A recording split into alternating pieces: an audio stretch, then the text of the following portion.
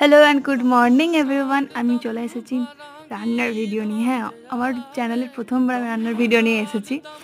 So আমি আজকে করব চাউমিন। আমার মা বলে আমি রান্না করতে পারি না, বাট আজকে মাকে ভুল প্রমাণিত করবো আমি।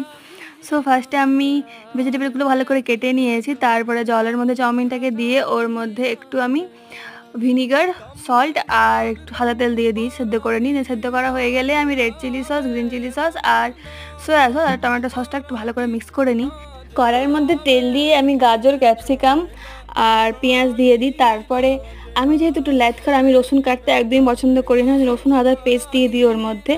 আর দেখছি কীভাবে ভয় পাচ্ছি আমি, আমার সত্যি যখন তেলের মধ্যে কিছু দিই আমার খুব ভয় লাগে যে ছিটকে যে গায়ে পড়ে যায়, ওই জন্য দূরে দূরে পালাচ্ছিলাম। তারপরে যে সসটা বানিয়েছিলাম সসটা দিয়ে দেন ওর মধ্যে চাউমিনটা দিয়ে কিছুক্ষণ নাড়িয়ে নিলে রেডি হয়ে যাবে আমাদের চাউমিন।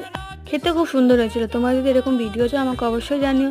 দেখা হচ্ছে কোনো নেক্সট কোনো ভিডিওতে, ততক্ষণের জন্য টাটা।